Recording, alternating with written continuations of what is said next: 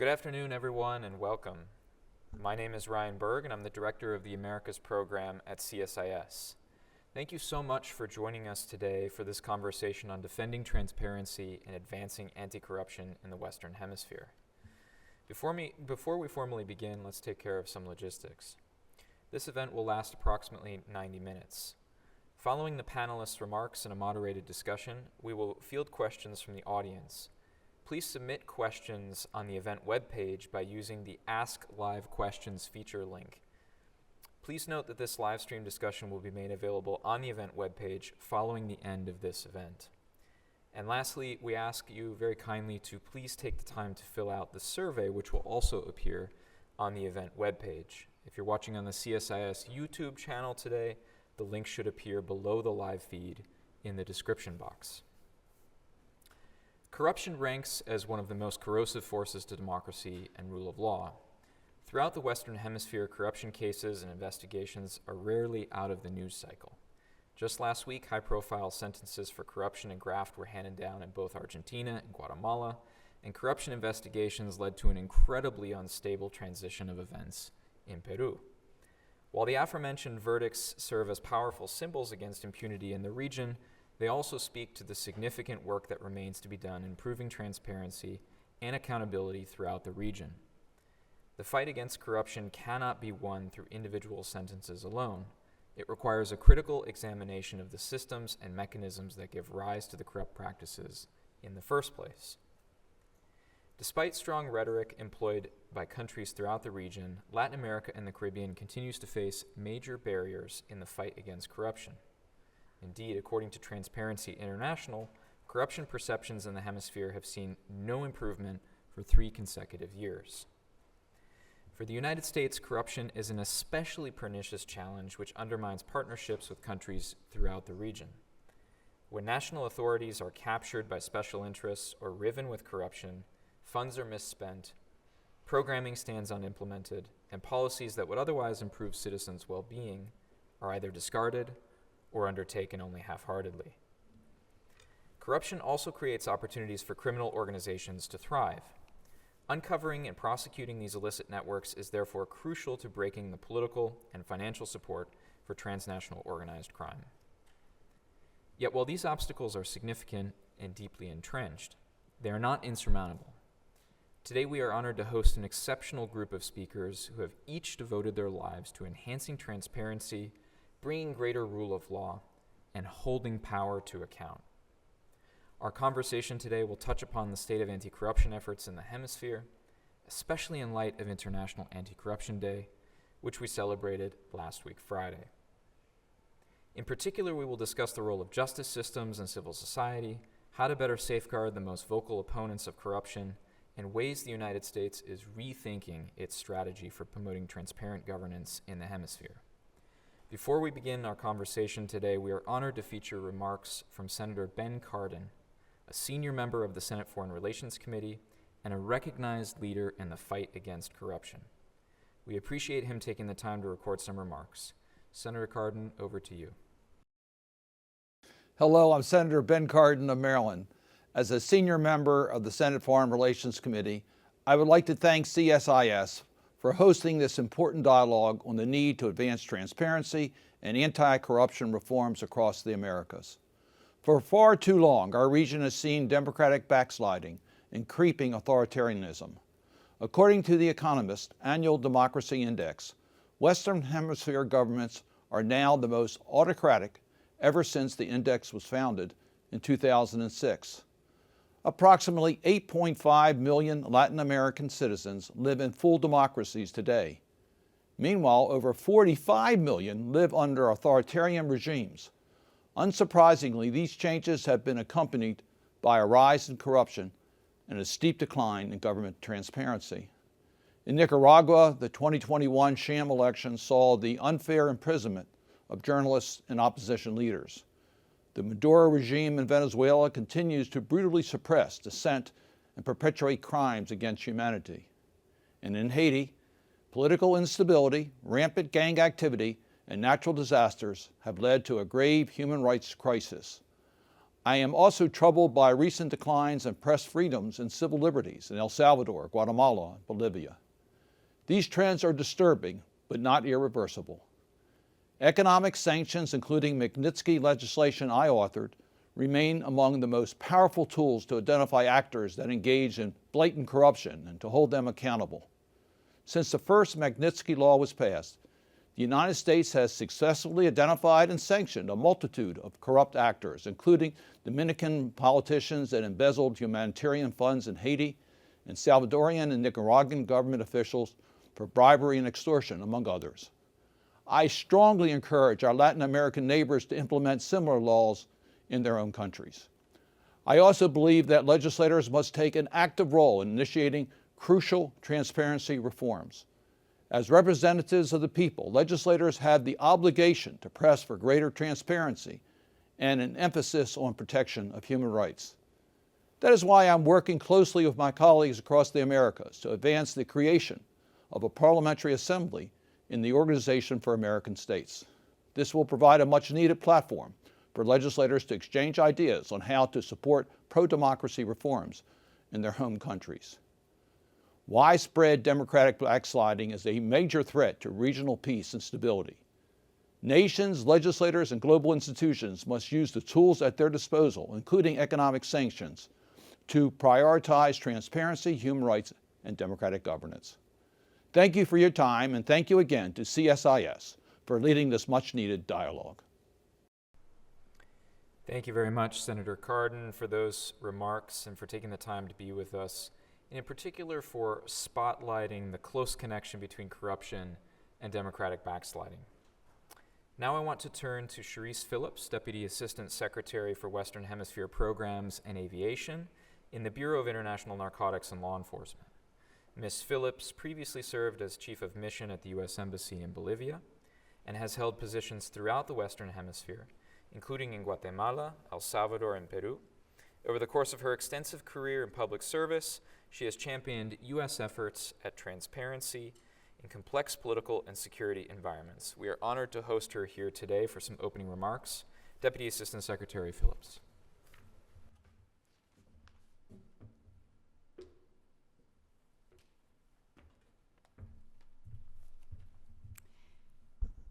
Thank you so much, and thank you very much to CSIS for giving me the opportunity to speak today.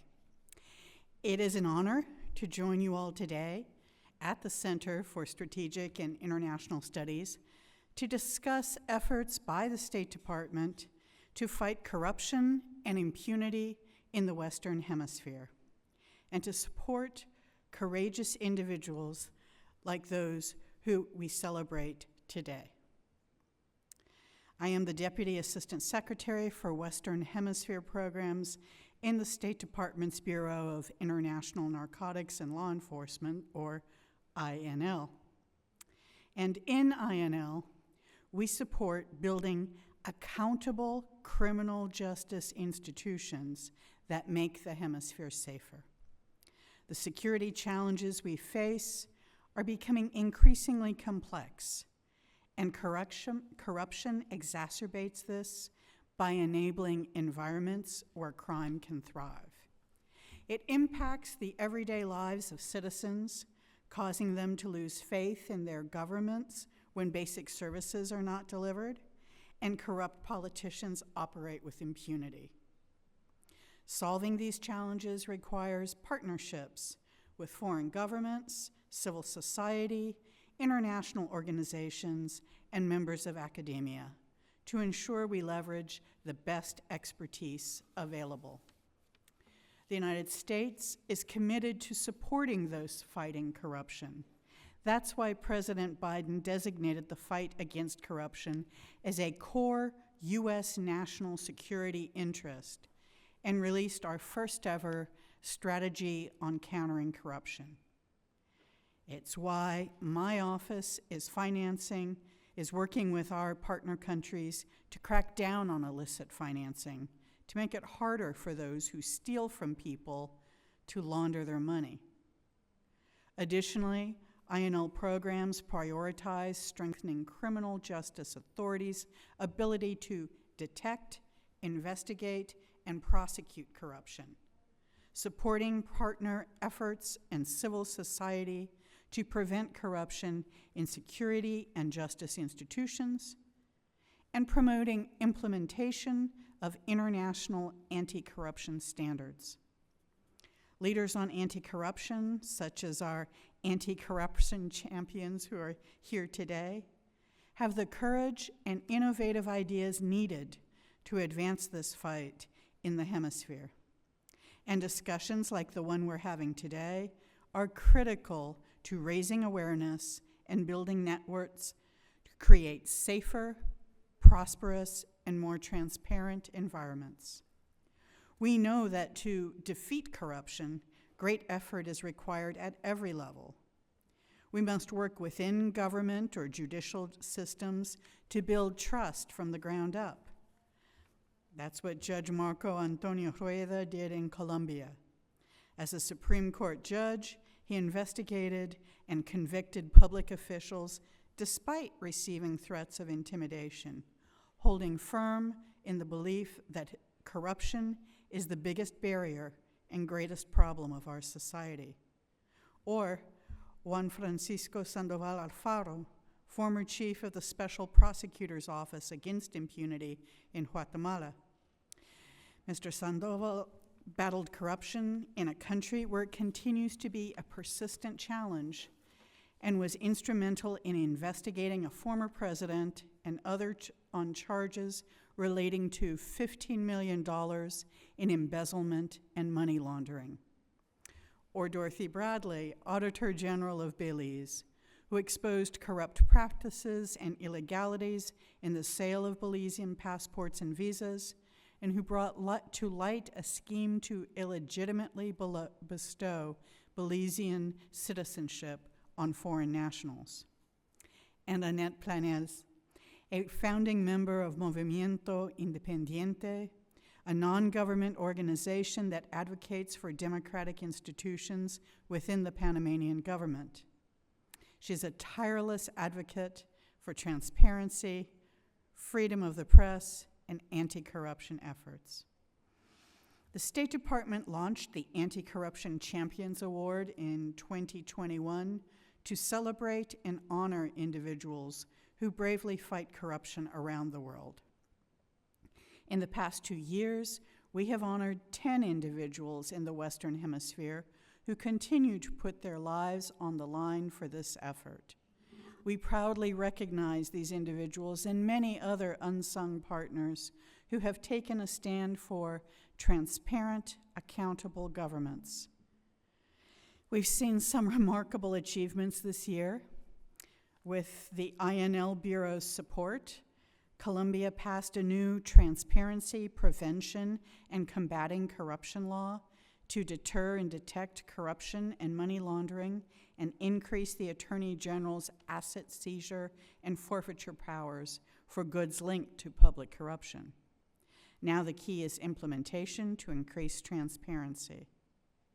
In Mexico, INL and State Attorneys General's offices partnered with Tojil, a civil society organization, to launch an online tool to enhance transparency and combat impunity by enabling citizens direct interaction throughout the process of filing criminal complaints through an app.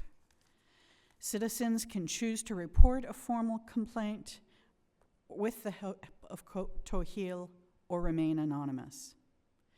And in August, the Secretary of State publicly designated Paraguay Vice President Hugo Velázquez Moreno for significant corruption related to bribery of a public official, making him and his immediate family members ineligible for a U.S. visa. As this case illustrates, we use both foreign assistance programming and visa revocations to support our counter-corruption objectives. We also recognize anti-corruption champions who courageously work to improve governance close to home, often at great personal sacrifice and even threat to themselves and their families. Our hope is that by bringing notice to those who are doing the right thing, often at great personal costs, we can puncture the myth in some contexts that all bureaucrats are corrupt or all citizens are resigned. Instead, we have these vivid examples of those who are defying the odds to stand up for integrity and from whom we can all take inspiration. I thank all of you for all of the courageous individuals who have overcome great obstacles to lead and inspire many others in the fight against corruption. I look forward to hearing your recommendations of the most effective ways the U.S. government can support your efforts. Thank you very much.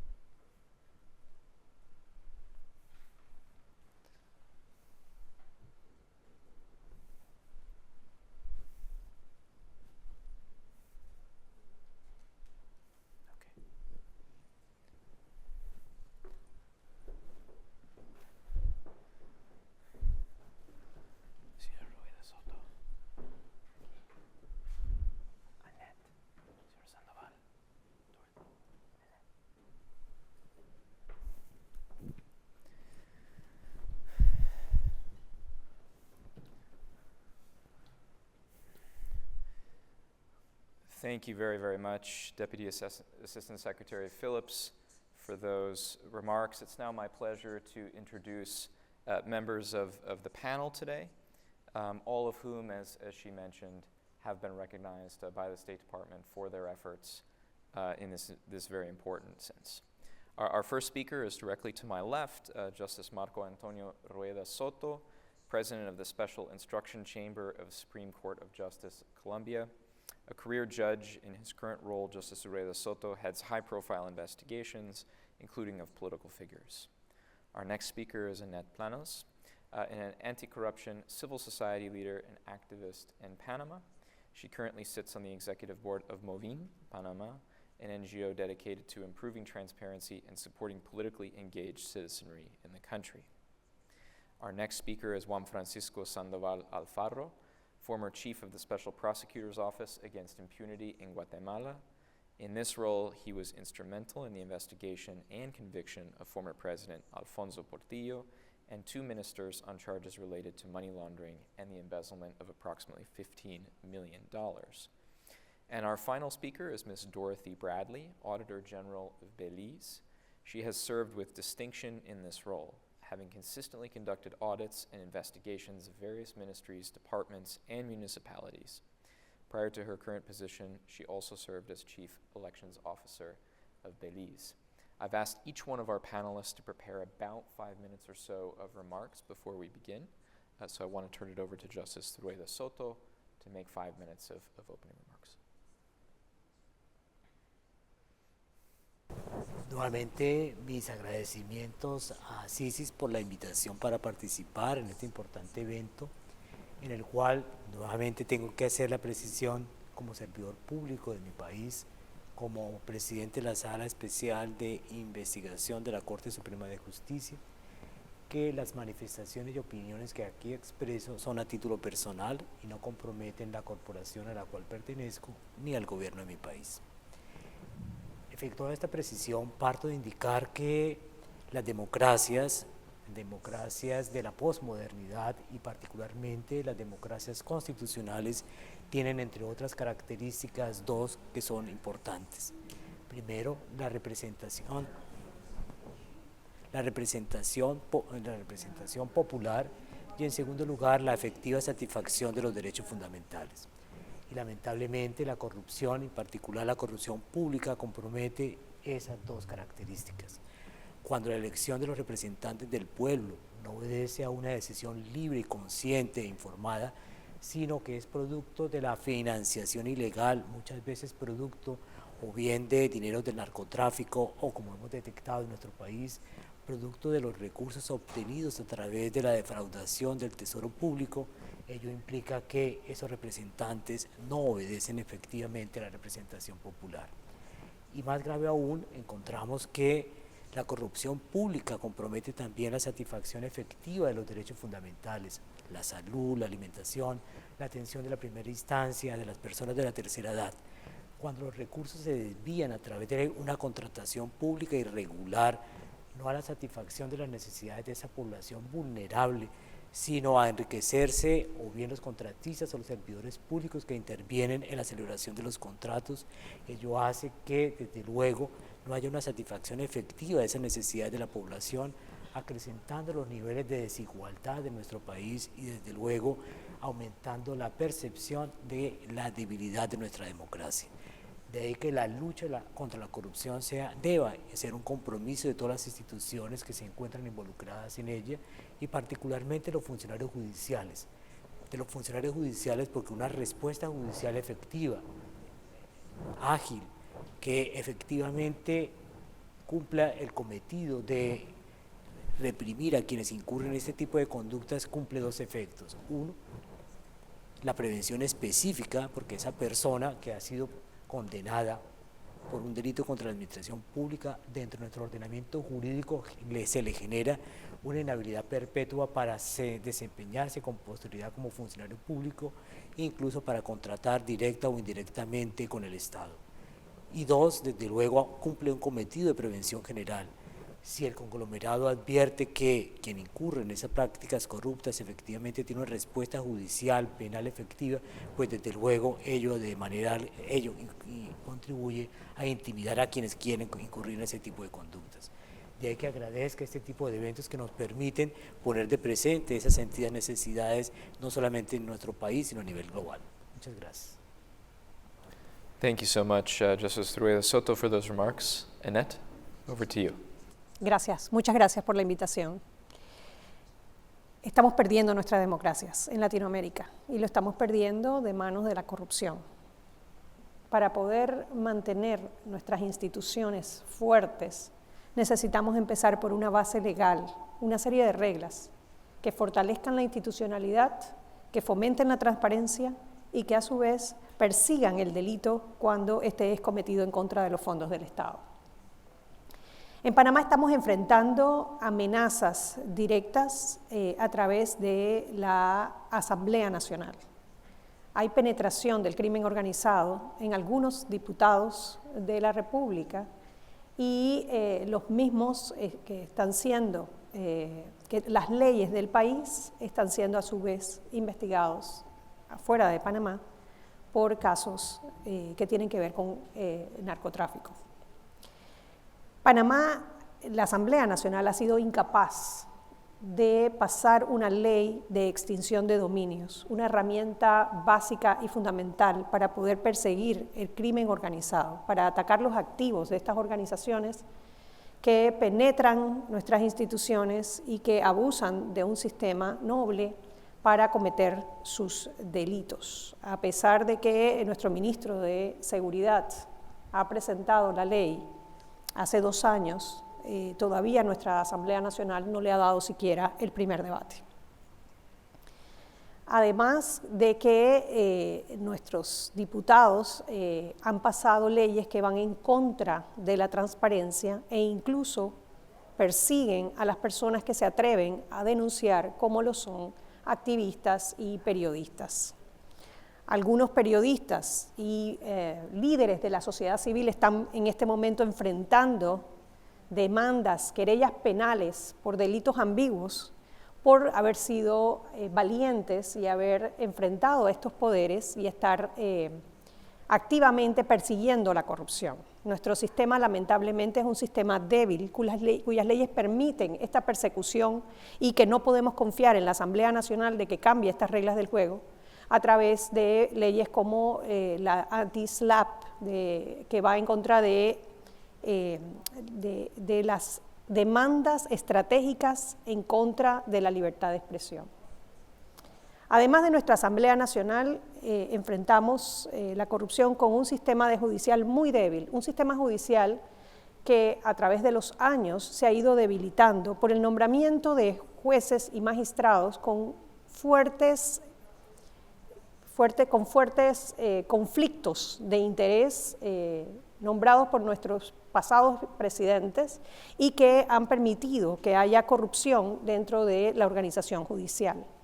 Hoy en día tenemos jueces, la gran mayoría de los jueces, que no tienen siquiera estabilidad en sus posiciones y que su trabajo depende de las decisiones que toman día con día, porque al día siguiente de una mala decisión o una decisión que no le guste a su superior, podrían terminar en la calle. Necesitamos fortalecer la carrera judicial, necesitamos jueces que tengan la independencia, la valentía y el conocimiento para poder perseguir la corrupción y el delito del crimen organizado. Y necesitamos proteger también a las personas y organizaciones y periodistas que se atreven a denunciar la corrupción. Hoy en día, como mencionaba, hay muchos periodistas y personas de la sociedad civil que están enfrentando persecución judicial, están enfrentando cientos de querellas penales que los obligan a gastar miles de dólares en defensas legales y a pasar por las penurias de un sistema penal que no les garantiza que van a tener juicios justos y les ponen en peligro inclusive su libertad simplemente por el hecho de denunciar la corrupción.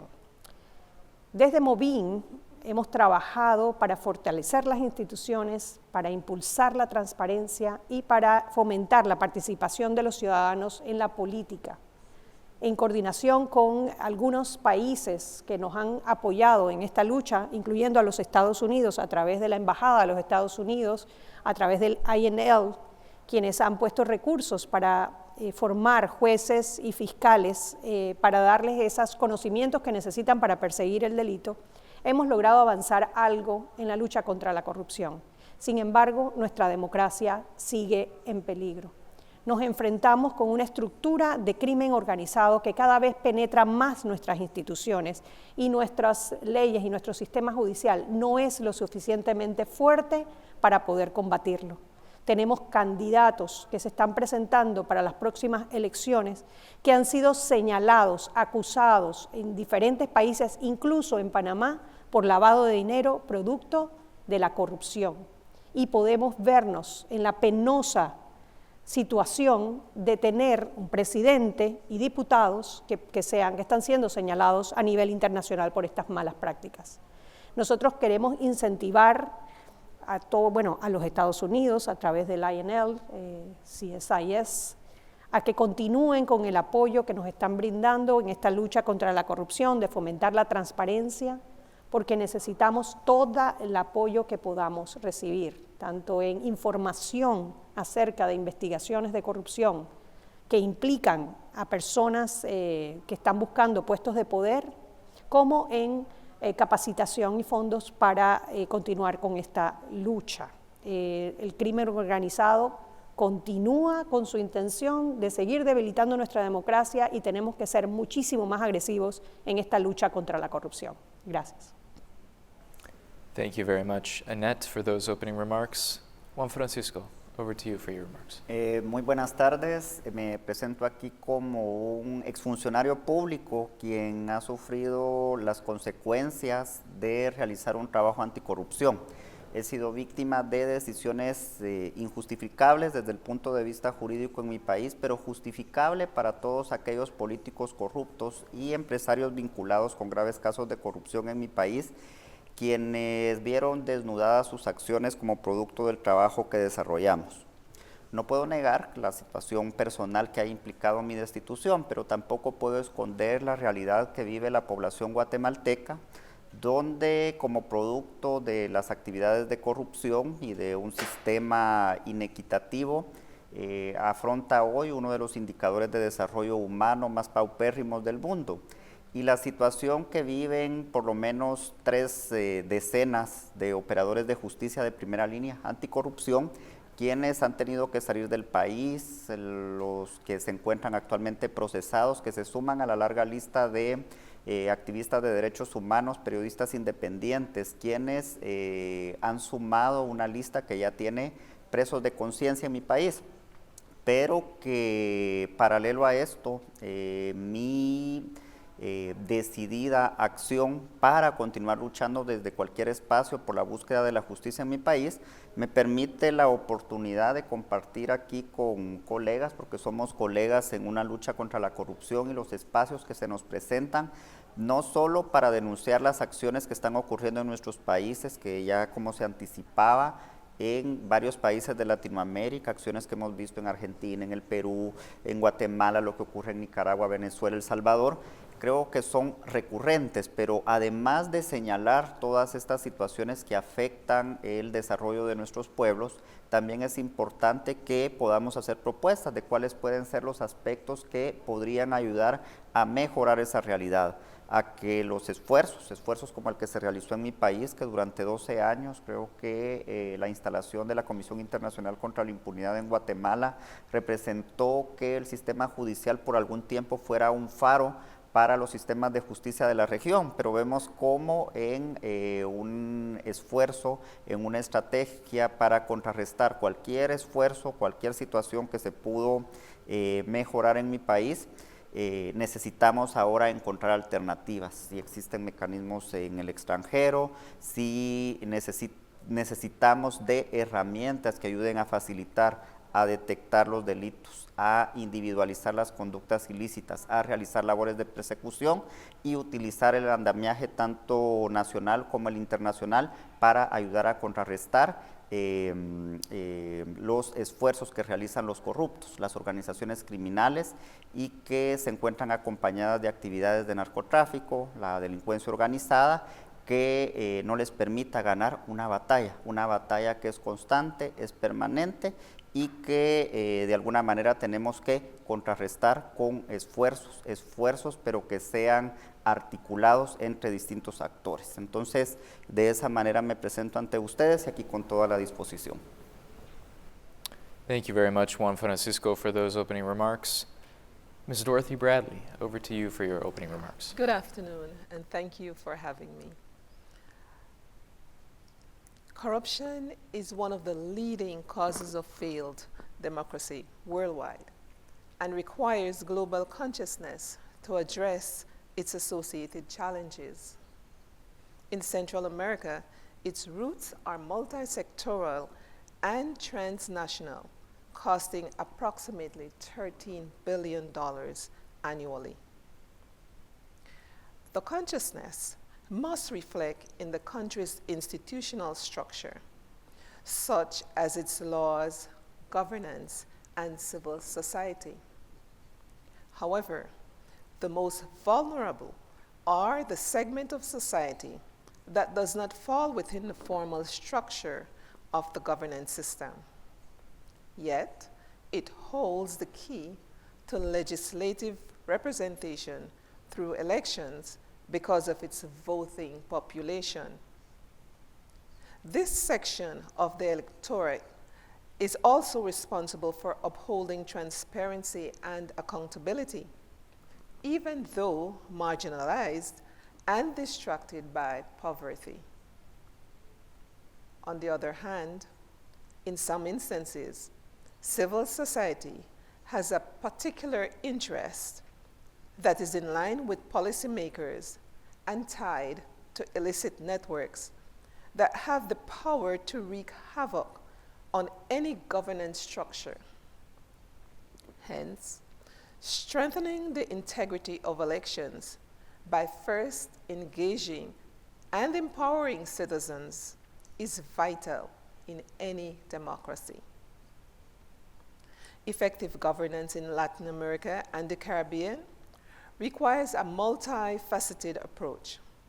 Combating transnational drug and human trafficking is a huge challenge. A recent corruption scandal in Belize with a former minister receiving undisclosed amounts of money in tranches from a now convicted felon who also received citizenship through an illegal process places national security as a serious threat to democracy at the local and international level. The United States government recently barred the minister and his family from entering the US. It presents significant concerns for anti-corruption agencies because government entities such as the Immigration Department, National Security Ministry, and Parliament members were possible complicit. Hence, civil society and other oversight bodies must seek assistance to utilize advanced technology and training to understand the operations of well-resourced criminal organizations and to take a firm stance in defending transparency. So, how can a country defend itself against sophisticated, well-resourced criminal organizations? My experience working within the executive branch of government at the national level starts with 1, an informed citizenry that does not depend on parliamentarians to provide its basic needs.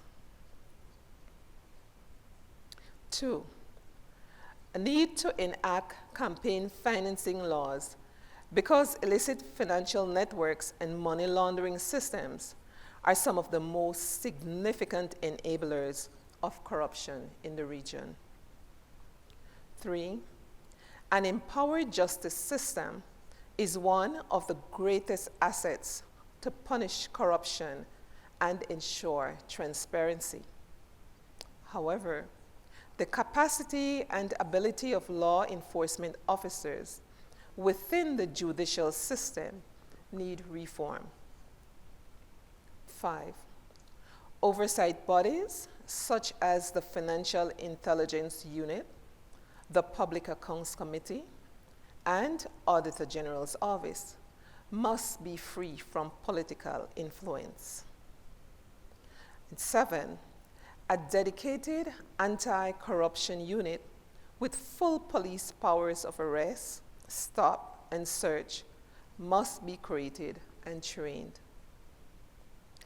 Institutions in Latin America and the Caribbean are fragile and pose significant challenges to governance because of inequality and poverty. It has also placed migration on the spectrum that will impact the entire region because it requires a shift in scarce resources. This crisis presents the need for stricter standards and integrity between the public and private sector entities.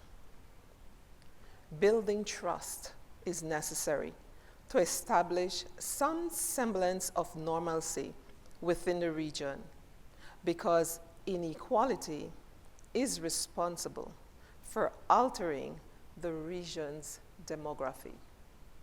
Thank you. Thank you very much, Ms. Bradley, for those remarks. Thank you to all of our panelists. Before we get into the moderated portion of today's discussion, I want to remind all of those who are watching this event in our live virtual audience that you can ask a question. We'll get to a Q&A portion of today's event. You can ask a live question. There's a button on the event webpage called Ask Live Questions. We'll get to that after we have our moderated portion of the discussion. All of you have experienced at some point the sense of physical insecurity that comes from doing the work that you do. And some of you have spoken to this specifically in your opening remarks. And I wanted to ask you, what can the region and the United States do to better protect anti-corruption champions, to better protect those who are targeting and fighting to root out corruption at home and abroad?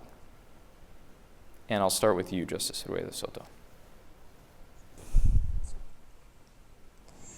Gracias. Yo tengo que diferenciar la situación de mi país tratándose de los funcionarios judiciales, de los activistas y particularmente de los periodistas que formulan denuncias contra la corrupción pública. Ello porque tratándose de los funcionarios judiciales está previsto en el ordenamiento jurídico y está contemplado una unidad de protección que analiza el nivel de riesgo y dependiendo del nivel de riesgo le brinda al funcionario judicial la protección correspondiente. esa realidad, pues desde luego no es la misma que sufren y padecen los periodistas que realizan trabajos de investigación y que cumplen el cometido social de poner de presente los hechos de corrupción.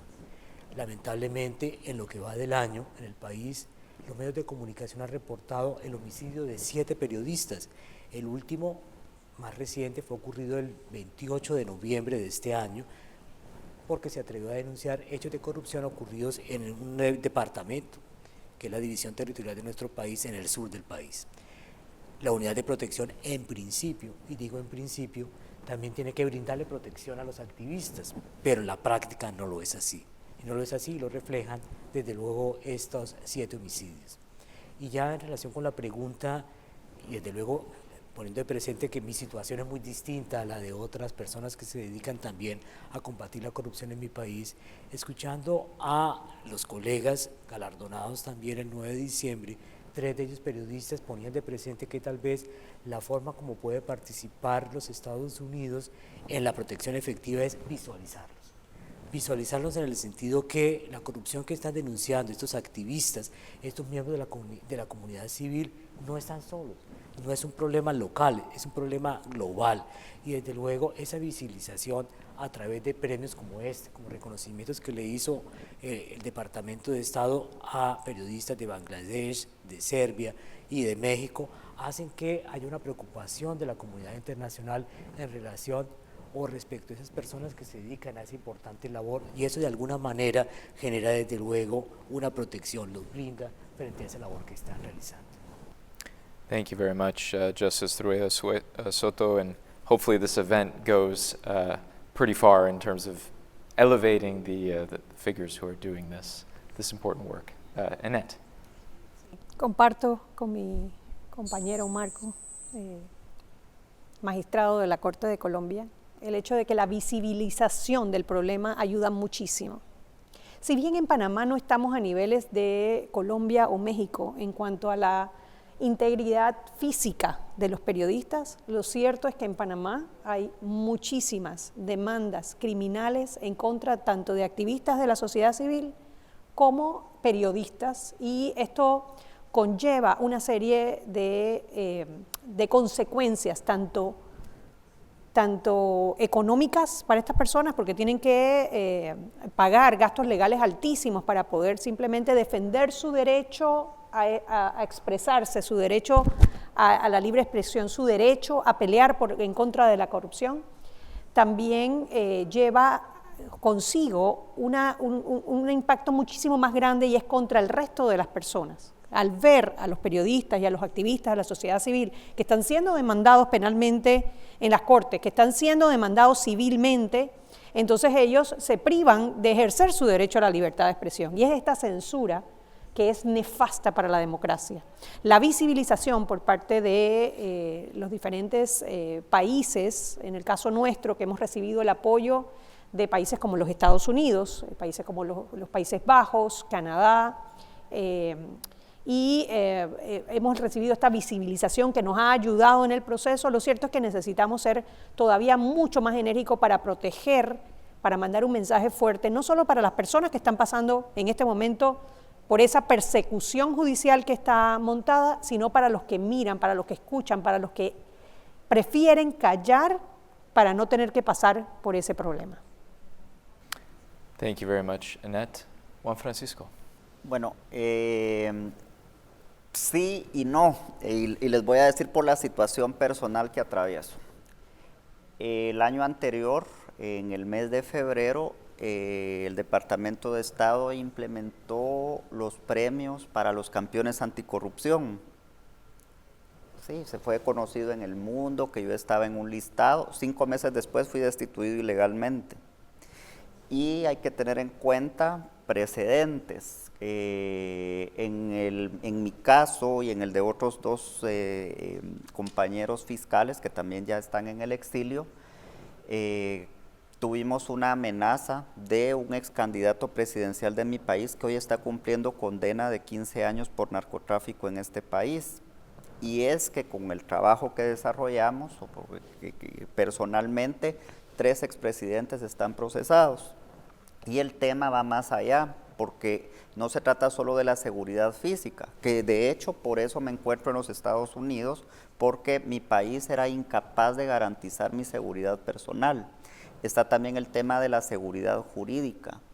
En mi país el director, el periodista más reconocido del país, hoy es un preso político y es lo que ha tenido que pagar porque el medio de comunicación al que pertenecía ha denunciado permanentemente los actos de corrupción de este y de otros gobiernos.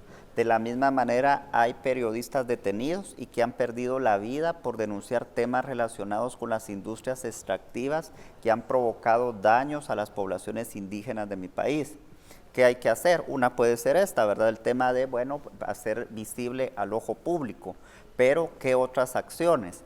De hecho, en la labor permanente me convertí indirectamente en activista de derechos humanos. De hecho, los operadores de justicia somos defensores de los derechos humanos en el ámbito en que desempeñamos nuestras funciones, pero no activistas.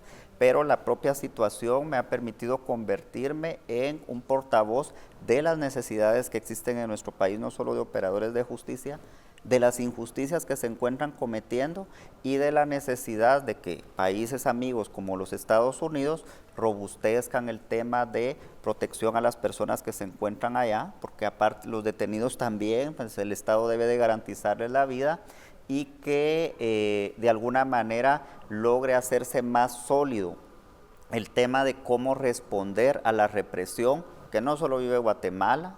Creo que es más conocida la situación que ha vivido Venezuela, Nicaragua y que ahora está viviendo El Salvador.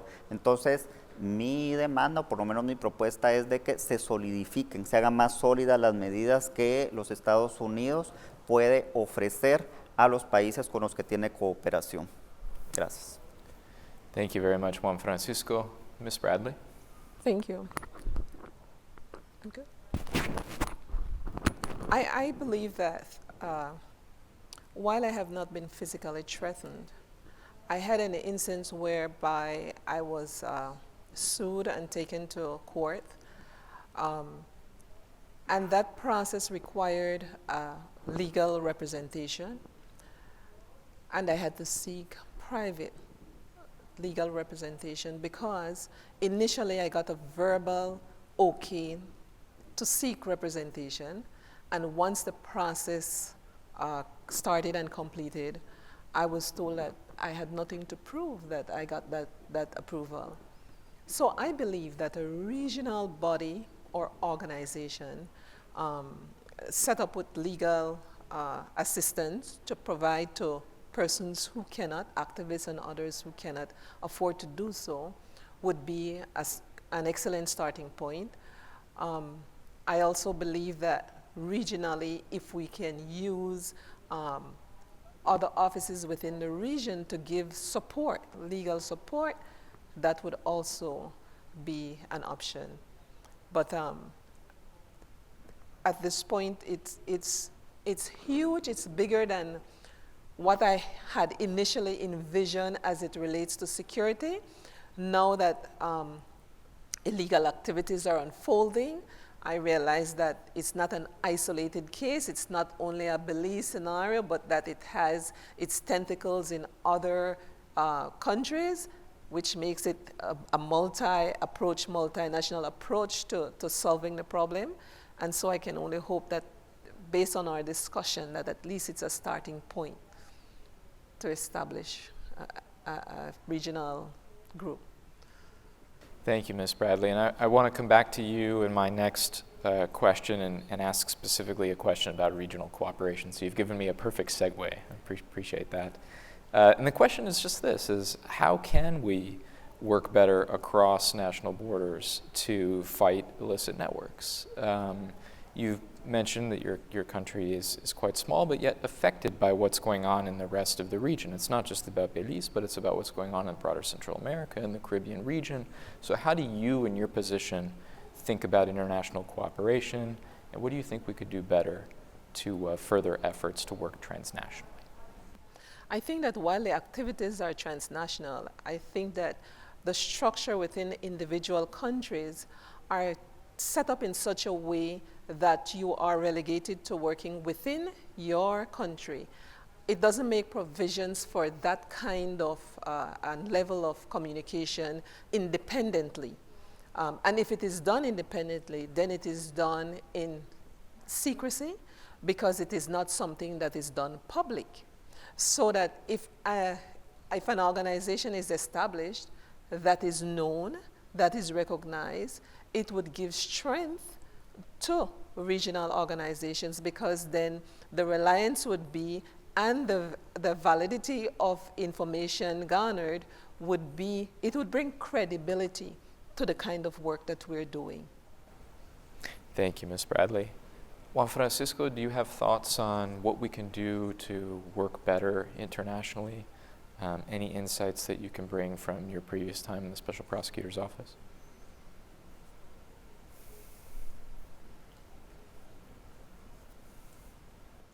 Bueno, cuando desempeñé mi trabajo como fiscal en el país, el tema de la cooperación internacional, sobre todo materializada en convenios para agilizar las solicitudes de asistencia judicial. El crimen organizado opera con agilidad. De la misma manera, los estados deben de tener las herramientas para responder a esa criminalidad organizada transnacional con agilidad. Otro tema está relacionado con la manera en que terceros países, nosotros aquí con el tema del colapso del sistema de justicia en Guatemala, hemos visto cómo, aunque en mi país no quiera ser reconocido por los actores corruptos como la manera en que afectan las sanciones que el gobierno de los Estados Unidos impone, nosotros sabemos que sí tiene consecuencias en el país. En ese sentido, otro de los mecanismos de colaboración es que los esfuerzos sean dirigidos directamente también a los corruptores, porque en el tema de la función pública, ustedes saben que en nuestros países los funcionarios públicos que colaboran con actividades de corrupción son fungibles. 4 o 5 años después van a remover y va a llegar otro, pero los actores que alimentan la corrupción, los usuarios del sistema corrupto, esos son permanentes. En ese sentido, quizá que con las herramientas que tienen países como los Estados Unidos puedan dirigir sus esfuerzos también a sancionar a estos corruptores. Thank you very much, Juan Francisco. Annette, when you comment on international cooperation, maybe you can comment a little bit as well from the civil society perspective and how we might be able to think about fortifying a network of civil society actors for anti-corruption purposes. Información oficial. Cada día es más difícil para los periodistas y para los activistas de la sociedad civil encontrar información sobre estas redes de corrupción internacional que afectan la calidad de vida de nuestros ciudadanos. En la medida en que sean mucho más abiertos con la información, que puedan compartir información, por ejemplo, de retiro de visas, de investigaciones abiertas, de acusaciones contra candidatos o políticos en ejercicio, hacen mucho más fácil la tarea para la sociedad civil y para los periodistas de llevar esta información al público para que pueda tomar al final mejores decisiones políticas. Thank you very much, Annette. Justice Rueda Soto, how do you think about international cooperation? Coincido con Francisco. Los mecanismos jurídicos están previstos. Colombia tiene suscritos tratados multilaterales, bilaterales de cooperación judicial, pero son tratados, convenios del siglo pasado que no son ágiles en la obtención efectiva de la cooperación judicial. Por decir algo, en Colombia la Corte Suprema de Justicia no es autoridad central.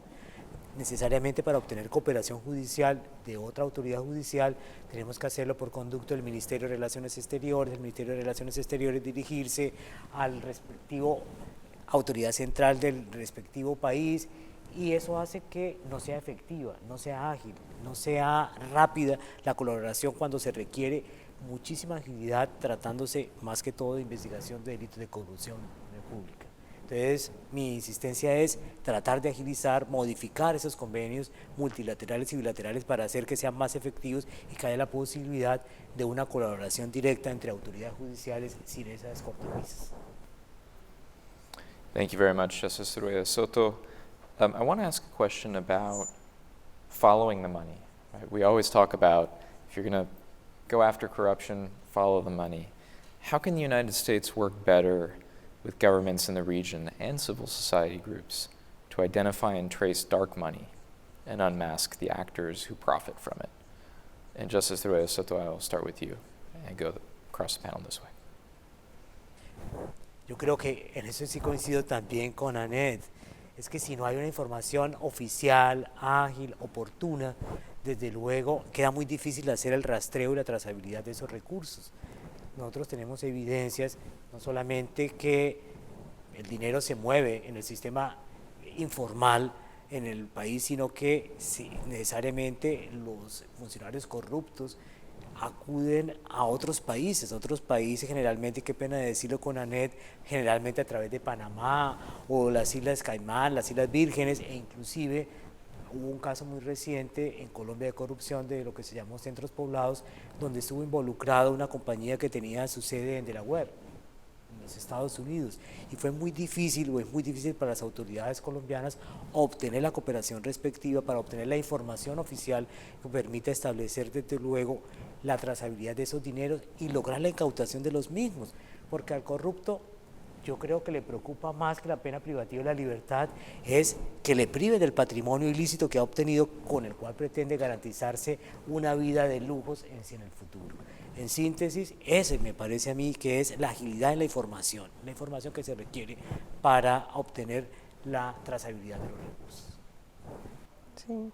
Annette? No, coincido en el tema de la información. Necesitamos información oficial, necesitamos información que sea mucho más ágil, que llegue a nuestros países muchísimo más ágil para poder perseguir la corrupción. Panamá ha sufrido el estar en listas internacionales por el tema del lavado de dinero, y en realidad se han hecho muchos esfuerzos para combatirlo internamente con leyes que incluso limitan el acceso a la banca a algunas empresas y personas por lo rígido que se han vuelto las legislaciones. Sin embargo, no tenemos a la fecha condenas por casos de lavado de dinero fuertes en el país, y es allí donde está nuestra gran debilidad. No tanto en endurecer, en seguir endureciendo las normas, sino en lograr estas condenas que desincentiven el lavado de dinero, que haya un verdadero castigo judicial para el lavado de dinero. A falta de este castigo judicial por el tema del lavado de dinero, está el castigo social y el castigo político. Ambos se alimentan de la información, del acceso a la información oficial, y esa es una manera muy rápida de tratar de evitar, de sacar a los corruptos del gobierno y tratar de impedir que vuelvan a llegar a él. Thank you, Annette. Creo que existe coincidencia entre las propuestas que realizan aquí los queridos expositores. También está el tema relacionado con que estos temas de castigo impliquen que con posterioridad a que las personas cumplen condena exista algún tipo de medida que impida que continúen con sus actividades. Y lo digo por una situación, y pongo el ejemplo de dos políticos guatemaltecos que fueron condenados en los Estados Unidos por temas de lavado de dinero, temas de corrupción, pero que finalmente tienen disponibilidad de recursos, retornan a nuestros países, siguen haciendo negocios ilícitos y se presentan como opciones políticas.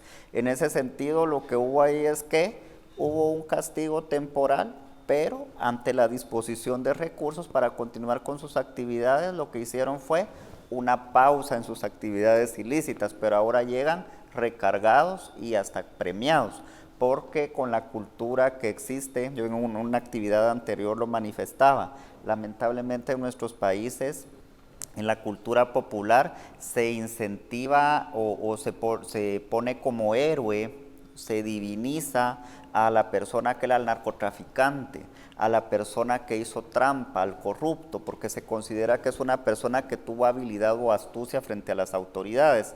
Entonces también debieran de adoptarse medidas de esa naturaleza, o que desincentiven que aquella persona que tenga un antecedente de esta naturaleza pueda continuar realizando actividades en el país. Thank you very much, Juan Francisco. Ms. Bradley. I hope I don't repeat what you have said because I could not hear. But I think that information, while sensitive, should be made available by the US if at all possible. And why I say this? Because, for example, when we do our audits, and I'm speaking strictly from an audit standpoint, when we do our audits, the information, for example, with the felon who has been charged in the US and closely connected to Belize and the ministers, that information we knew and recorded in a report because it was not in line with the regulations and laws of Belize as it relates to issuing a passport and nationality. But we had no idea who that person was. And just like that person being in the report, we had in excess of 100 or 200 names in the report that we found violating in the same fashion. So while we're doing our jobs, we are not privy to the very information we have produced.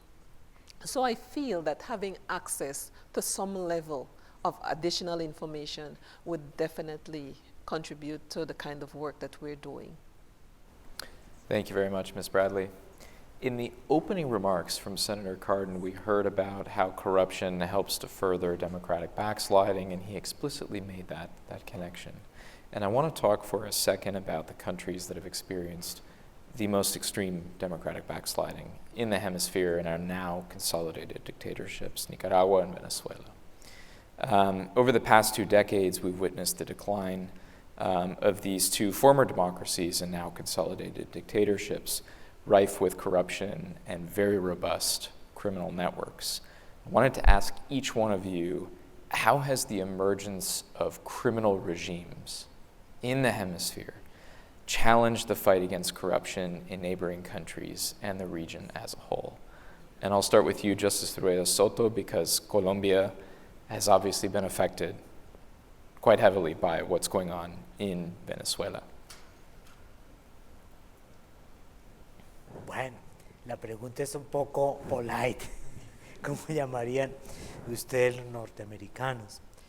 Yo parto de indicar que particularmente yo no me atrevería a calificar los gobiernos de Nicaragua y de Venezuela como una dictadura, porque al menos tiene una democracia formal con elecciones, tampoco que esté plagada de corrupción. Y desde luego hemos sido afectados por esos regímenes, particularmente compartimos una frontera extensa, muy grande con Venezuela, y el impacto en nuestro país no ha sido en políticas o en el incremento de la corrupción, ha sido problemas de otra naturaleza. Tenemos prácticamente, desde que se inició el cambio de régimen en Venezuela, cerca de 2 millones de inmigrantes venezolanos. Ello implica una gran dificultad para la absorción en el ámbito laboral de esos migrantes. La absorción no solamente en el ámbito laboral, sino en el sistema de seguridad y salud. La Corte Constitucional, en buena hora, reconociendo desde luego que se trata de una población inmigrante en situación de vulnerabilidad, adoptó una decisión que le impone al gobierno prestarle servicios de salud a esa población migrante, pero para un país como el nuestro, que no es precisamente un país industrializado con grandes recursos, ha habido mucha dificultad en relación con ello. Y si ha habido algún impacto en relación con la ruptura en el pasado gobierno de todo tipo de relaciones con el gobierno de Venezuela en el ámbito judicial, fue precisamente en que se rompió toda posibilidad de intercambio judicial. La Corte, antes de esa ruptura, adelantaba investigaciones que desde luego había necesidad de la práctica probatoria en el territorio venezolano, y con ocasión de esa ruptura, pues desde luego, de la ruptura en el pasado gobierno, no fue posible la práctica probatoria porque no había cooperación judicial efectiva, ni la posibilidad de hacerla efectiva a través, insisto, como la Corte no es autoridad central, tocaba por intermedio del Ministerio de Relaciones, y desde luego el Ministerio de Relaciones no estaba dispuesto a solicitarle cooperación al gobierno de Venezuela, que lo había desconocido. Así las cosas, si algún impacto se ha generado en Colombia, lo es en el ámbito social. Que ello haya implicado un incremento en la corrupción, no me atrevería a decir. Annette? Nosotros tenemos una historia compartida con Venezuela que viene desde los tiempos de Simón Bolívar.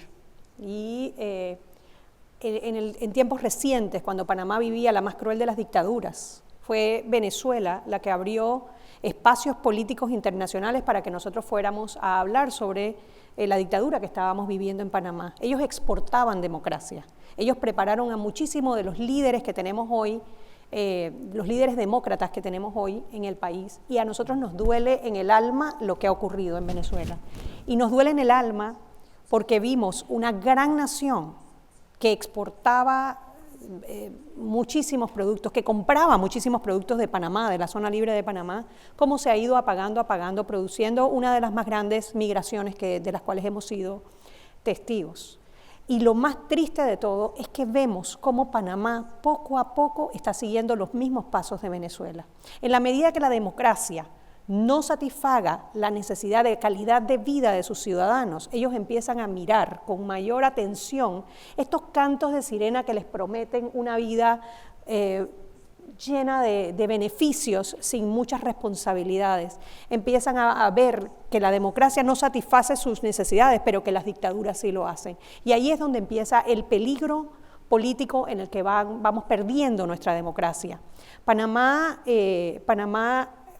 siguiendo los pasos de Venezuela, ha tenido gobiernos muy corruptos, gobiernos que públicamente han sido criticados, han sido señalados por otros países, por ejemplo en Estados Unidos, que han señalado que tienen hoy en día presos a los 2 hijos de un expresidente de la República por lavado de dinero de Odebrecht. Sin embargo, vemos que esos mismos políticos vuelven a tratar de llegar al poder para seguir con las mismas andanzas. Y es muy triste que no hagamos algo para impedirlo, porque el destino es el mismo, es caer en dictaduras como la de Venezuela, que impulsan a sus ciudadanos a salir a buscar oportunidades en otros países que no encuentran en el propio. Thank you, Annette. Juan Francisco, Bueno, Venezuela, Nicaragua. Venezuela, Nicaragua. Creo que si vamos a tema de antecedentes históricos, durante los 36 años de guerra en el país, muchos guatemaltecos encontraron en Venezuela un destino, y hoy provoca mucha tristeza ver esas oleadas de migrantes, hasta visa les exigen ahora en Guatemala a los venezolanos, y aunque no pueda demostrarse de que directamente esto ha elevado los índices de corrupción, lo que sí es que se ha sumado a factores que se originan de la corrupción. El tema de la migración irregular de guatemaltecos para nadie es un secreto, y ahora se han sumado oleadas de venezolanos, de haitianos, que lo que hacen es incrementar las necesidades sociales, incrementar las carencias y aprovechar un sistema corrompido en Guatemala. Entonces, finalmente han sido víctimas de las situaciones que ocurren en sus países y llegan a ser víctimas de los sistemas que imponen los países, que sirven como tránsito. Se suman otras situaciones, por ejemplo el tema de Nicaragua, que por mucho tiempo formamos un solo estado, los países centroamericanos, y en Nicaragua, además de que ha sido escuela para esos intentos dictatoriales de El Salvador y de Guatemala, lamentablemente se ha convertido en refugio. Cualquier actor corrupto de Guatemala encuentra asilo inmediato en Nicaragua. Entonces, yo creo que las lecciones que nos deben de dejar estos tristes ejemplos de naciones vecinas y hermanas es que los sistemas corruptos afectan a toda la región. Aunque le queramos dar la espalda a la crisis que vive Venezuela, indirectamente nos afecta a todos. Díganme si en nuestros países, creo que más en Colombia y en Panamá que en Guatemala, ¿a cuántos venezolanos no hemos visto con talento humano, gente que en sus países tienen una preparación académica de la cual se carece en nuestros países, trabajando de cualquier cosa, se convierten en víctimas de otras redes, de prostitución, de trata de personas? Lo que están provocando estas crisis es el incremento de fenómenos criminales en los países que son tránsito o receptores de problemas que lamentablemente no son resueltos en esas realidades. Thank you, Juan Francisco. Ms. Bradley, how has the regional democratic backsliding affected Belize? I think the regional backslide, it was always there, but it has been magnified with the recent pandemic coupled with drug trafficking, gang-affiliated crimes. So the movement, the demography has changed, and it will continue to change, and it has caused a burden and will cause a burden throughout the region. It will have impact on education, on the health sector for those countries that are involved, and it also creates a huge burden or challenge for the countries where they are immigrating from, because there will be a brain drain. Persons, those who are qualified, able, and capable to get up and leave might not go back. So the challenge within the region is huge. I believe that it requires a huge strategic new movement approach to get the important players on board, including the US, so that it can reform within the triangle, because we talk about the triangle, but Belize is so strategically placed because we have a border with Guatemala, a border with Honduras. El Salvador is just a stone throw away. So it has an impact irregardless of the movement. It has an impact on our country. And so we hope that some kind of remedial, immediate action can be taken. Fantastic. Thank you, Ms. Bradley. At this point in the discussion, I think we've had a very robust conversation. I imagine we've incentivized some people to click on the Ask Live Questions button on the event webpage, and we have our program coordinator and research assistant, Henry Ziemer, at the ready to speak out some of the questions, and then I'll direct them to some of the panelists here. Henry, please. Thank you, Ryan. Our first question from the audience is this. Based on your experience, should we try to fight corruption from the top down, targeting major players and systems, or more from the bottom up, focusing on smaller actors and quick wins? This is an excellent, excellent question. I would actually like to get all of your takes on this. And Ms. Bradley, I'd like to start with you and then come back this way across the panel, if I could. I think that it has to be an approach from both angles, because the top needs to be stopped.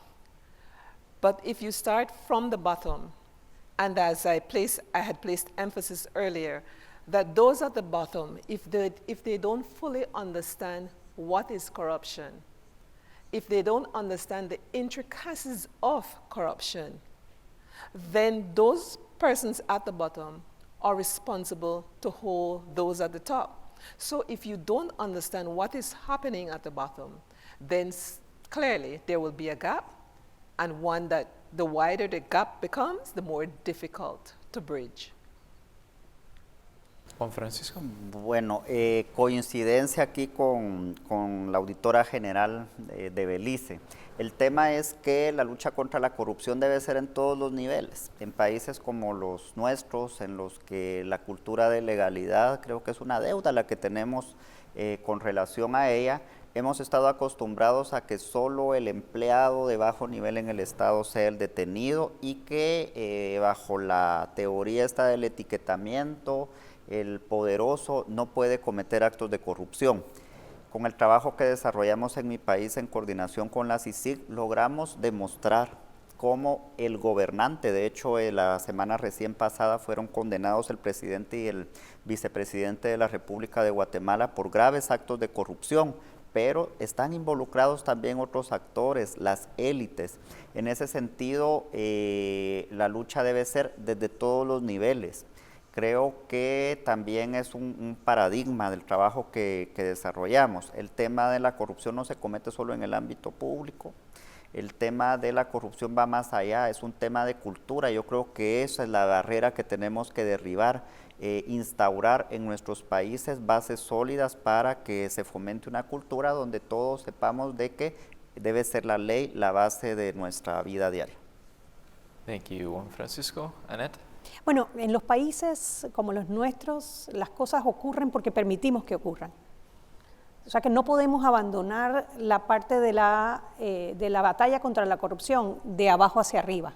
Necesitamos que los ciudadanos sean conscientes del impacto que la corrupción tiene en su calidad de vida, porque en la medida de que ellos hagan la relación entre un gobernante corrupto y que no tengan agua, que no tengan luz, que no tengan una educación de calidad o que vivan en un ambiente inseguro, en la medida que nosotros podamos lograr que ellos comprendan esto, pues ellos serán muchísimo más cautelosos a la hora de elegir a sus gobernantes y protestarán cuando hay estos temas de corrupción impidiendo que se lleven adelante. Hemos visto cómo regímenes dictatoriales han tenido que echar para atrás propuestas últimamente en Irán o en China inclusive, porque la población ha salido a las calles a protestar.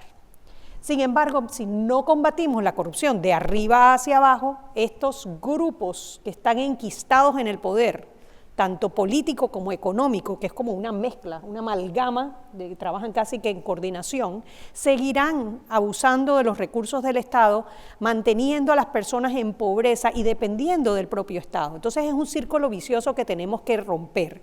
Tanto el poder que tienen estos grupos políticos, económicos, corruptos, que se aprovechan de los recursos del Estado, privando a los ciudadanos de buena calidad de vida, de una educación que les permita salir adelante, y por el otro lado, tenemos que educar a la población, enseñándole por qué la corrupción es la que determina su calidad de vida. Thank you, Annette. Justice Rueda Soto. Bueno, en Colombia, de acuerdo con nuestro sistema jurídico y por las diferentes competencias, cuando el acto de corrupción involucra a una organización criminal donde hay funcionarios de diferentes niveles y algunos de ellos de competencia de la Corte Suprema de Justicia, necesaria y obligatoriamente la investigación se tiene que hacer de manera simultánea respecto de los funcionarios de menor nivel y respecto de los congresistas. Desde luego, mediante una labor coordinada con la Fiscalía, particularmente en el despacho del cual soy titular o la oficina de la cual soy titular en la Corte Suprema de Justicia. Actualmente tenemos investigaciones que involucran funcionarios de menor nivel, alcaldes, contratistas, y simultáneamente estamos adelantando investigaciones con alrededor de 7 congresistas y compartimentamos la información con la Fiscalía. Coordinamos las labores de investigación con la Fiscalía para lograr, desde luego, desarticular la organización criminal. Esto para indicar que ese esquema, ese modelo, me parece que es el que debe ser adecuado en todos los ordenamientos jurídicos, que no solamente sea el funcionario de menor nivel el que sea objeto de la respuesta judicial efectiva, sino también los congresistas. Particularmente hubo un caso muy sonado en mi país que involucraba a un senador de la región del eje cafetero. El eje cafetero involucra tal vez unos 4 departamentos o estados, y hubo una respuesta coordinada de la Fiscalía. Adelantaron investigaciones contra alcaldes, contratistas y contra el senador que era el artífice, el organizador de esa estructura criminal, que finalmente, ante una investigación exitosa por esa coordinación, lo condujo a aceptar la culpabilidad y está pendiente que la sala de primera instancia profiera la condena correspondiente. Thank you, Justice Rueda Soto. Henry, for our second question. Our next question comes from Sonia, who's a consultant, and who asks, when we think about corruption, we think government officials, companies, and other notorious individuals or institutions. However, instances of corruption are present in everyday life. When we pay the person at the door to go in first, when the energy company comes to shut down your power, expecting a payment in order to come back later. How can we make citizens aware that every time they do this, they are contributing to the problem? And how can citizens take some responsibility to counter corruption in society? Okay, I will ask all of our panelists to answer this question as well, because it gets to the everyday corruption type of question that I think it would be important to hear all of the perspectives. I'll start with you, Justice Rueda Soto, this time. Es una pregunta de muy complicada respuesta, pero yo pienso que el ciudadano, como decimos en Colombia, de a pie, el ciudadano corriente, cuando perciba que hay una respuesta judicial efectiva a la corrupción a altos niveles, se sentirá motivado, desde luego, a observar desde un comportamiento ajustado a las normas de convivencia pacífica, ajustado a la legalidad. De manera que el gran compromiso que tenemos, tanto las autoridades que están comprometidas en la prevención, en el control y sobre todo en la respuesta judicial efectiva, con investigaciones exitosas, con condenas, pues desde luego van a percibir que nuestra democracia está cambiando. Y si está cambiando, el ciudadano se siente motivado desde luego a aportar con su propio comportamiento, a evitar esos actos de corrupción que pueden ser mínimos, como indicaban, pagar una décima ínfima de dinero al policía para que no le ponga una infracción de tránsito, etcétera. Pero si el ciudadano ve que nuestra situación está cambiando, que nuestra democracia está fortalecida, que tenemos instituciones que desde luego no están permeadas por los actos de corrupción, cambiará también su comportamiento. Annette, You you're in have- civil society. How do you think about this? You're trying to fight for an engaged citizenry and a Well, you have a knowledgeable one. wonderful word in English that we don't have a translation, a literal translation in Spanish, and it's accountability. Déjenme compartirles esto. En Panamá, los panameños cuando nos unimos logramos hacer grandes cosas. Panamá recibió el Canal de Panamá en el año 2000, y llevamos 22 años administrándolo de manera eficiente. Tanto así que hemos logrado ampliarlo más de 2 veces su capacidad, con fondos propios, con préstamos internacionales, y servimos un exigente mercado internacional. Es una empresa estatal, es una empresa del 100% propiedad de los panameños, del gobierno de Panamá. Y esa hemos podido llevarla adelante. ¿Por qué? Porque tenemos una fuerte institucionalidad, porque tenemos rendición de cuentas, porque tienen un sistema, una cultura y leyes que han permitido que esa administración se lleve con los más altos estándares de administración pública. Sin embargo, no hemos sido capaces de hacer lo mismo, por ejemplo, con el agua del país.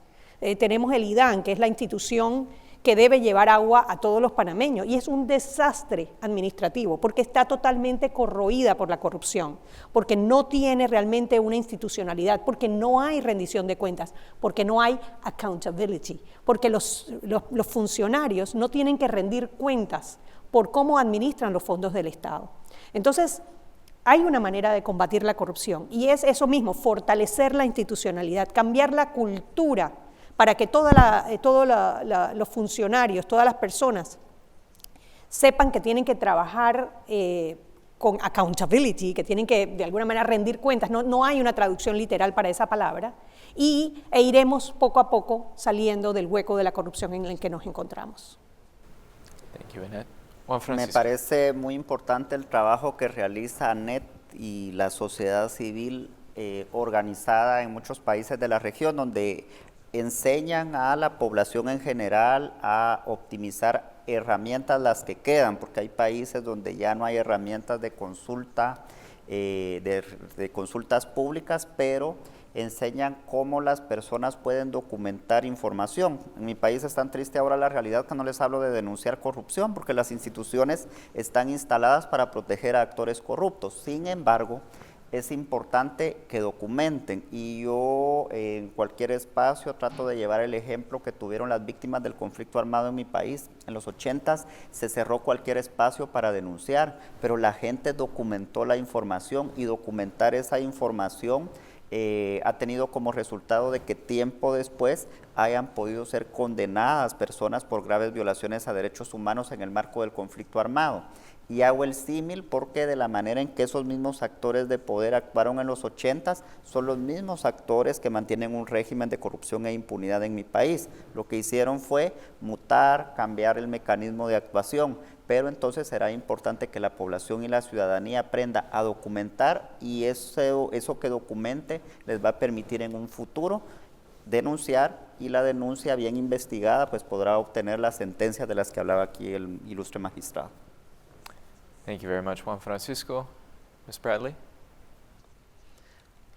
I believe that a simple but effective approach would be, yes, first to get the citizens engaged. But I think that utilizing technology is certainly an asset. For example, the digitalization of government business as it relates to, for example, the Lands Department, where one former prime minister meeting with the diaspora in the US said that it was a hotbed of corruption.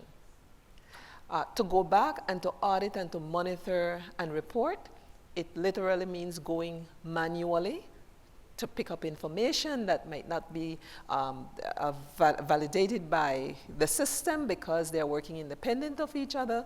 So digitalizing the entire process would definitely bring credibility to the process, and it would enlighten the general citizenry of what is happening within government's operations.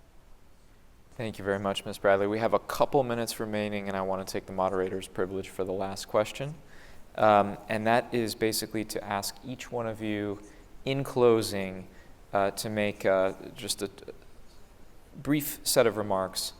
What is the one lesson you've learned from this work that you've dedicated yourself to, from your own experiences, and that you feel should be applied to the regional campaign against corruption more broadly? And I'll start with you, Ms. Bradley.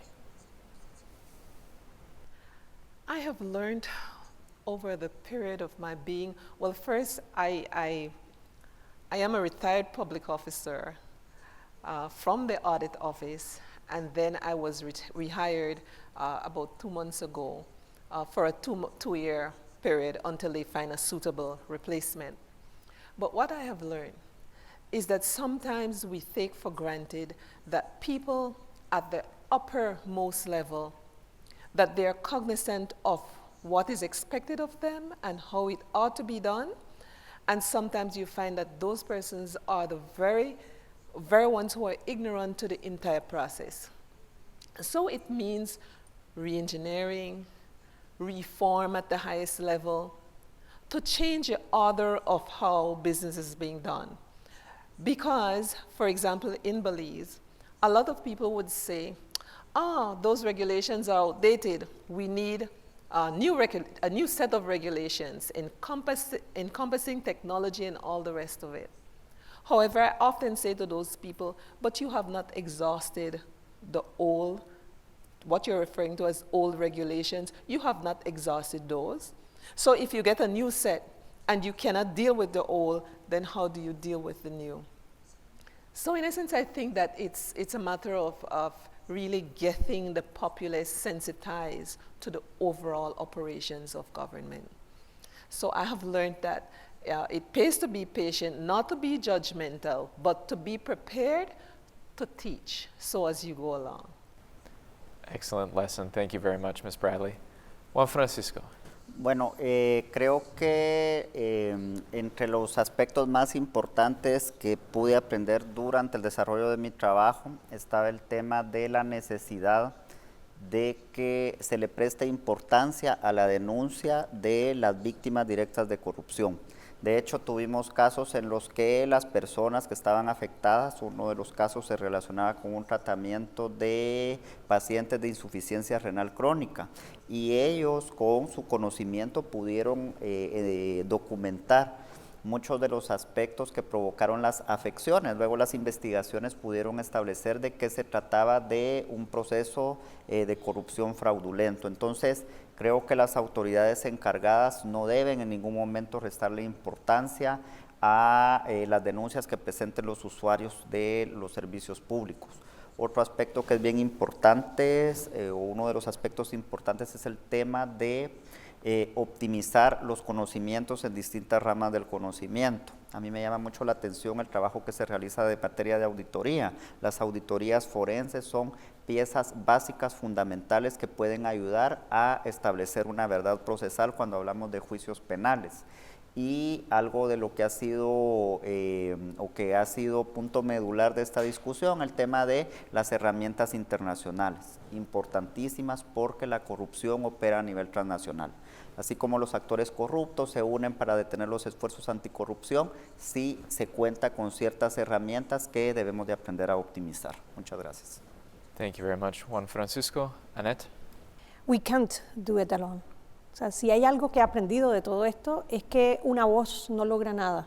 Si no nos unimos todos, y me refiero todos en los países, las regiones, el mundo, así como tenemos una agenda global de sostenibilidad que se está llevando a cabo por el tema del cambio climático, necesitamos una agenda global anticorrupción. Y en esa agenda global tenemos que compartir metas, objetivos e información para que todos podamos luchar, porque este cáncer no va a afectar solamente a nuestros países en Centroamérica o en Sudamérica. Este cáncer está afectándonos a todos, ya sea por falta de oportunidades, por ejemplo, para participar en licitaciones de construcción, de infraestructura, o a través de la migración que afecta a los Estados Unidos, ¿no? Necesitamos trabajar todos juntos en esta agenda global anticorrupción y poner rápido a implementar medidas que castiguen a los corruptos y que les hagan cada vez más pequeño el círculo en el que se puedan mover para desincentivar a otros de que participen de estas malas prácticas. Thank you very much, Annette. Justice Rueda Soto? Bueno, mi percepción necesariamente está vinculada a los 40 años que llevo en la Administración de Justicia, sobreviviente a los cambios de regímenes procedimentales. Y como producto de esa experiencia y tratándose específicamente de la lucha contra la corrupción, lo que yo he podido percibir, y es mi mensaje a la sociedad colombiana, es que no haga tanto énfasis en la necesidad de la privación de la libertad del funcionario corrupto. Desde luego amerita la imposición de la pena correspondiente, pero nuestro ordenamiento jurídico prevé también mecanismos de justicia premial, concretamente los preacuerdos. En los preacuerdos hay cierta flexibilidad en la imposición de la pena, pero para suscribir un preacuerdo es necesario que el funcionario, para suscribirlo, entregue el 50% del dinero apropiado y a su vez garantice el reintegro del otro 50%, es decir, que hay una reparación efectiva. Y en mi sociedad hay mucha desconfianza en relación con la aplicación de esos mecanismos. Casi que la sociedad prefiere no tanto que la persona, el funcionario corrupto, reintegre el dinero que se ha apropiado para que sea nuevamente incorpore al patrimonio público, sino que quiere es pena privativa de la libertad perpetua. Cuando me parece a mí que para el delincuente el mayor castigo es privarlo de su patrimonio, del patrimonio que ha obtenido de manera ilícita. Y esa herramienta yo creo que es fundamental para una lucha efectiva y una respuesta judicial efectiva a los actos de corrupción. Cuando no solamente se concilia una respuesta judicial que implique la condena del funcionario, sino también el reintegro del dinero, que desde luego se va a destinar a la entidad que fue víctima y desde luego a la población que por razón de ese acto de corrupción no tuvo la satisfacción de sus necesidades fundamentales. Thank you very much, Justice Rueda Soto. I think we've established that we could go on about this topic for many more hours, but we have to leave it there, unfortunately. Thank you so much for the live audience for tuning in. Thank you to INL for their great partnership in this effort. I think we've established that anti-corruption and those who fight corruption in the region are tremendously important, and the work that you do every day, we very much appreciate it. One final reminder, on the event webpage itself, we'd ask that you click on the survey link underneath. If you're watching on our YouTube channel, please click on the short survey link in the description box. It greatly helps us improve our events in the future. And thank you so much to our panelists, Justice Marco Antonio Rueda Soto, Annette Planos, Juan Francisco Sandoval Alfaro, and Dorothy Bradley, the Auditor General of Belize. Thank you all so much for being here. Thank you.